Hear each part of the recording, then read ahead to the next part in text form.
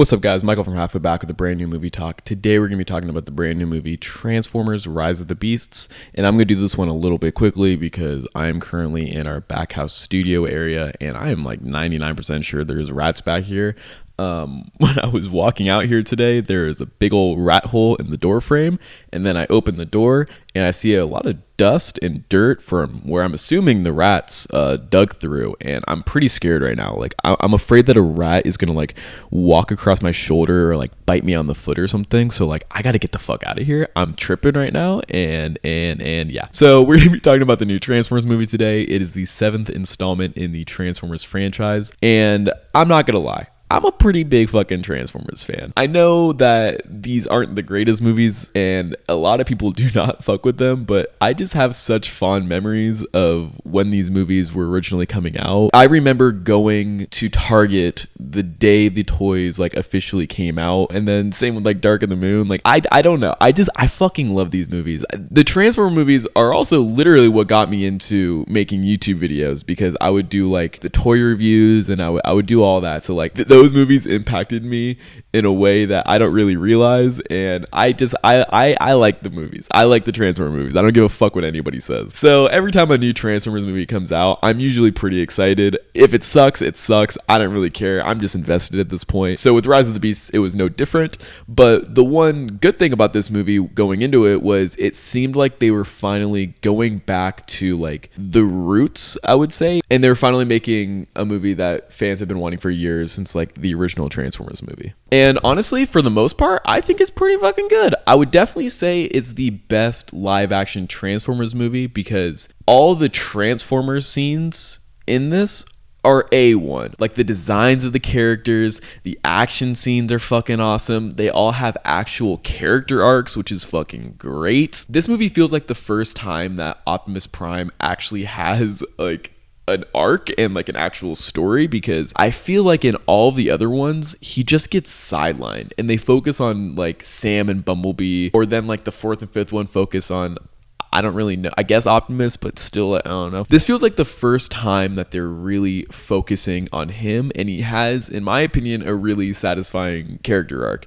He's not the noble Optimus Prime that everybody knows. He's more of like an inexperienced leader, and he's just trying to figure shit out. And I think it's really cool. It just makes him more relatable and feel more real. He still has moments in this movie that I don't really know how I feel. Like he's talking about like wanting to kill these people, and then he's like, you stole my kill, and it's just like, it reminds me a lot of the Michael Bay Optimus in like the worst way. But I'm gonna give it to them and say, like, because this is an inexperienced Optimus Prime, maybe he doesn't have that like morality yet.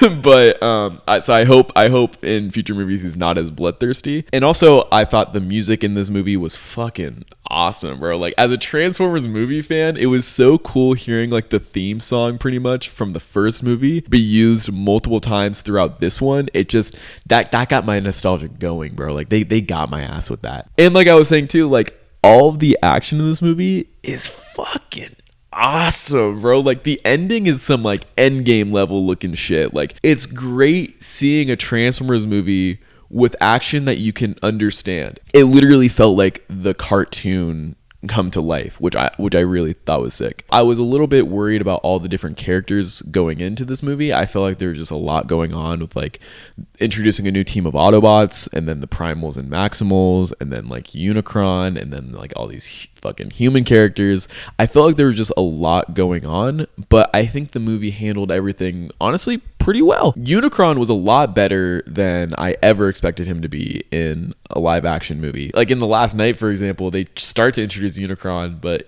he's like Earth or something, and it's just really weird. But I thought this movie handled him really well. I like how they don't just kill him off in this movie either, and he's still around, and he feels like he's going to be this looming threat throughout this new trilogy of movies, which I think is pretty fucking awesome. One thing though that I will say is the humans in this movie are not great. I honestly think that they've never been blander, and I see a lot of people commenting on the humans and like highlighting it. I feel like they're just so one-dimensional and boring, and they do shit just like like the main character Noah, he has like a little brother, and like his little brother's sick, and it just feels so cheap. It just feels like the cheapest and easiest way to like get sympathy for these characters, and I'm just not into it. I do really like Noah and Optimus's relationship in this movie. I think it works really well, seeing these two people who are just not rocking with each other at all, but then eventually come to an understanding. I think that was really interesting, and I think that's the best part about the human storyline. But like everything else, I just don't give a fuck about. And the crazy thing is they have two human storylines going, and both of them are equally as bland, and every single time they were on screen I was checked out. Like I cannot tell you what was going on in the movie with those characters because I just wasn't there for it. And then the ending of this movie is so bizarre. This movie has the most bizarre ending that I've seen in a fucking minute. It's so out of nowhere, and it makes me look at the rest of the movie and just go like, is this what we were building towards, bro? Like this is it? It got a genuine what the fuck out of me when I was watching it. It's so bizarre, and if you've seen the movie, you probably know what I'm talking about. And I don't know how to feel about it. Like I didn't know how to take it, and I was just shook. And for like the next 2 days, bro, I was just like, I don't know how I feel. That was just so fucking bizarre. Overall, though, besides the bizarre ass ending and the bland fucking human characters, I do think that this is probably the best live action Transformers movie. I think all of the stuff with the actual Transformers is fucking great. I think the designs are great, the characters are great, the action is great, and it does kind of suck that it gets like watered down a little bit with all of the bland human stuff surrounding it. But I would still recommend this movie to anybody who loves Transformers. I think that this is the Transformers movie that you've been waiting years to see. And I recommend this movie to people who want to watch something that they can just like turn their brain off to, because I was checked out.